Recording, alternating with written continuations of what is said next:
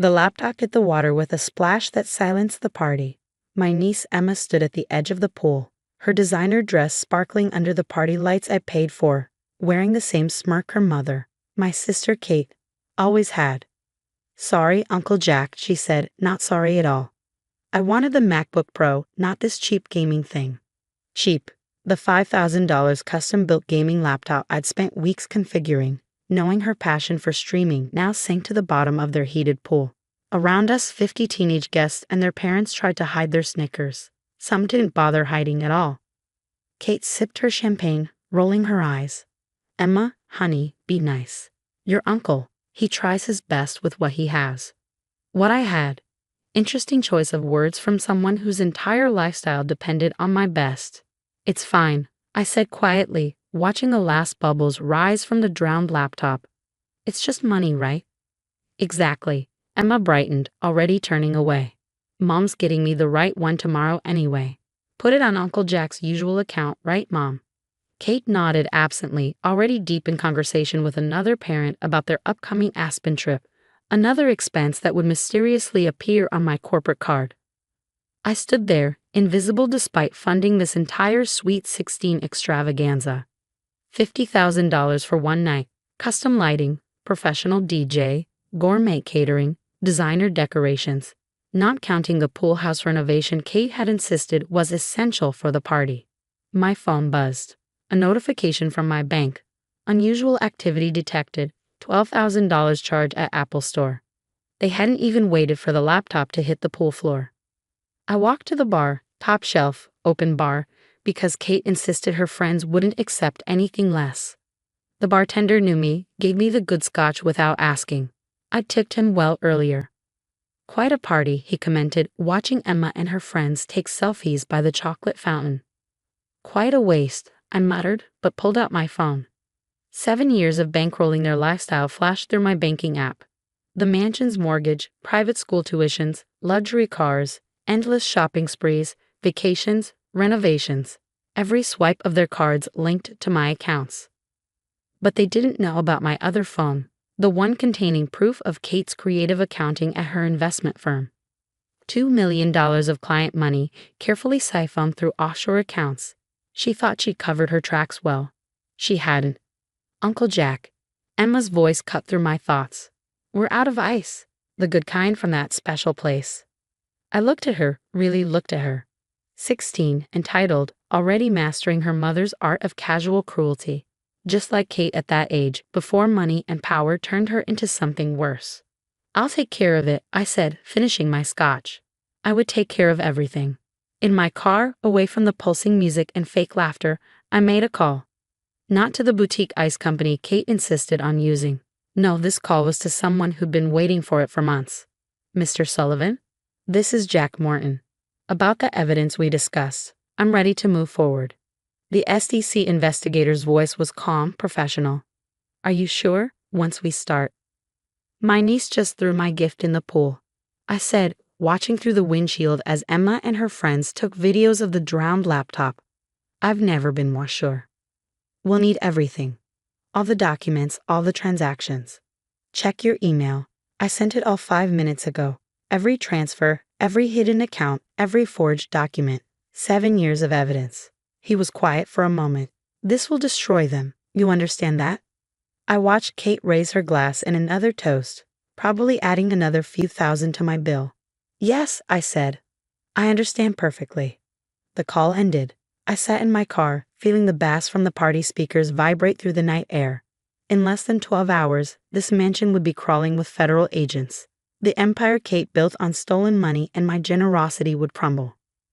But first, I had one more call to make. To my bank. "This is Jack Morton. I need to freeze all associated accounts. Yes, all of them. Immediately." The party lights reflected off the pool water, making patterns on my windshield. Somewhere in those depths, a $5,000 laptop lay dead, its screen dark, just like their future was about to be. The party was still in full swing when the first domino fell. "Declined?" Kate's voice carried across the backyard. She was at the payment terminal, trying to tip the catering staff. "That's impossible. Try it again." The caterer swiped her card again. Same result. "Uncle Jack, Emma's shrill voice cut through the music. My Uber Eats isn't working. Your card keeps getting declined. I stayed in my spot by the pool, watching the chaos unfold like a perfectly choreographed dance. One by one, their financial lifelines began to snap. Kate's phone started buzzing, notifications from every linked account.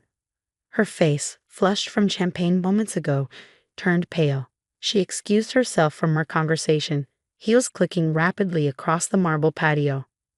Jack. Her voice was sharp, controlled panic bleeding through. There's something wrong with the accounts. All of them. Is there? I didn't look up from my phone. Fix it. Now. Not a request, a command. 7 years of commands. Like you fixed those client accounts at Morton Investment. I asked quietly. The color drained from her face. What are you talking about? $2 million. Kate. Did you think I wouldn't notice? My name is on that firm too. She grabbed my arm, manicured nails digging in. Lower your voice, she hissed. This isn't the time or place. Actually, it's exactly the right time. I showed her my phone screen, the email confirmation from the SEC. They have everything. Every transaction, every hidden account, every lie. You did it, she whispered, but she knew I had. I'm your sister. And that's my laptop at the bottom of your pool. The party continued around us, oblivious to the earthquake beginning beneath their feet. Emma and her friends were still taking selfies, their phones still working for now, capturing their last moments of privileged ignorance. Kate's husband, Tom, appeared, his usual smooth confidence cracking. The credit cards aren't working. Any of them. Even the emergency ones. Jack's throwing a tantrum, Kate said, trying to sound dismissive. He'll fix it. He always does. Not this time. I stood up. The SEC opens at 9 a.m. tomorrow. I wonder who they'll arrest first, you for the embezzlement or Tom for helping launder the money. Tom's face went from confused to terrified in seconds. Kate? What's he talking about? He's lying, she snapped. Jack, stop this. Whatever game you're playing. Game? I laughed, loud enough to draw stares. Like the game where you stole from clients? Or the one where you made me fund your lifestyle while mocking me behind my back? Mom. Emma appeared, clutching her dead phone. What's happening? Kate's mask cracked. Nothing, sweetie. Your uncle's just being difficult. I finished? No, Emma, I'm being honest. For the first time in 7 years. Security guards appeared, the expensive kind Kate insisted on hiring for the party. Ma'am, the payment for our services was declined. This is ridiculous, Kate sputtered. We have money. Had, I corrected, past tense. The party was dissolving now. Parents were checking their phones, discovering their connections to Morton Investment, realizing what was happening. Whispers spread like wildfire. You're destroying everything, Kate whispered furiously. No, you did that yourself. I'm just turning on the lights. Emma stood there, her perfect sweet 16 crumbling around her. Mom, why are people leaving? But Kate was already rushing inside, probably trying to access accounts, move money, hide evidence. Too late. Everything was locked down, documented, reported. Tom followed her, ashen-faced, leaving Emma alone with me. Uncle Jack.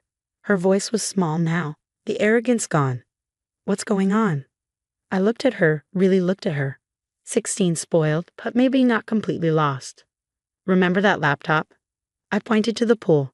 The one you threw away because it wasn't good enough? That's what your mother's been doing with people's lives. Their savings, their futures, tossing them away because nothing was ever good enough. She stared at the pool, then at the rapidly emptying party. But we have money, she stammered. No, Emma, I had money. Your mother had schemes. There's a difference. My phone buzzed. A text from the SEC investigator, teams in position, moving at first light. I stood up. The party was over in more ways than one. Wait, Emma called as I walked away. Where are you going? Home. And Emma, that laptop you threw away? It was worth more than this house will be by morning. I left her there, standing by the pool where it all ended, surrounded by the wreckage of her mother's lies and her own entitlement. Inside, I could hear Kate's hysterical voice echoing through the marble halls. Call the lawyers. Call anyone. Fix this. But some things can't be fixed. Some things shouldn't be. By dawn, their world had shattered completely. I watched the morning news from my home office, sipping coffee as the headlines scrolled. Morton Investment SCANDAL. High Society Family ACUSED of $2 million FRAED. Helicopter shots show federal agents swarming the mansion, their vehicles reflecting the sunrise.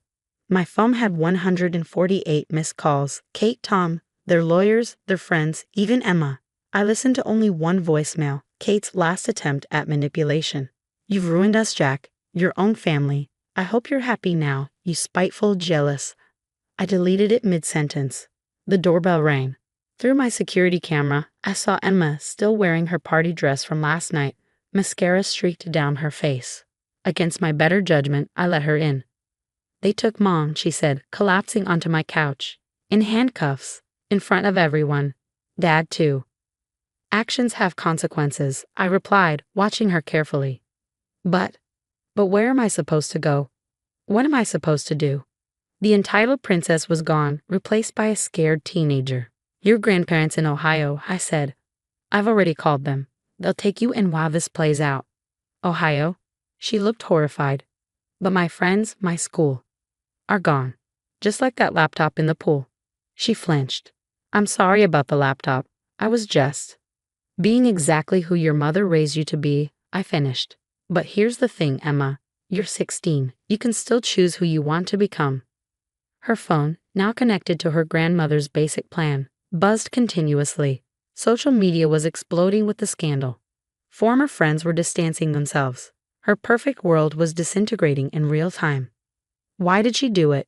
Emma whispered. We had everything. No, I corrected. You had other people's everything. There's a difference. I showed her the documents, simplified versions a teenager could understand. How Kate had stolen from clients, how she used my name and money to cover her tracks, how she built their luxury lifestyle on a foundation of fraud. All those vacations, Emma realized, the cars, the clothes, everything was stolen. I nodded. Either from investors or from me. She was quiet for a long moment, processing. Will they go to jail? Yes. More silence. Then, what about me? I handed her a plane ticket to Ohio. You get a second chance. Don't waste it. After she left, I walked through my quiet house, feeling the weight of 7 years lifting. My phone buzzed. The SEC investigator. Kate's asking to make a deal. Claims you were involved. I smiled. Let her try. I have 7 years of evidence proving otherwise. By evening, the story had exploded. Kate and Tom in custody, their assets frozen, their empire exposed as a house of cards. Former friends gave interviews, claiming they always suspected something wasn't right. The same people who'd laughed at the party now expressed shock and outrage. I received one final text from Kate, probably sent from a borrowed phone. I hope you're satisfied. You've destroyed your family. My response was simple. No, Kate. I just stopped letting family destroy me. 3 months later, I received a letter from Ohio. Emma, writing to tell me she'd gotten a part-time job, was doing well in her new school, learning what it meant to earn things instead of taking them. At the bottom, she'd written, I found a laptop like the one I threw in the pool. Been saving up for it. This time, I'll appreciate it. I smiled but didn't respond. Some lessons are best learned in silence. Kate and Tom took plea deals. The mansion was seized, their assets liquidated to repay investors. My name was cleared, my reputation intact. The only thing I lost was the weight of supporting their lies. Sometimes at night, I think about that laptop sinking in the pool. How that moment of casual cruelty finally opened my eyes. How sometimes the most expensive things we own are the illusions we choose to believe. But I don't regret a thing, because sometimes the best investment you can make is in your own freedom. And that's something no one can throw away.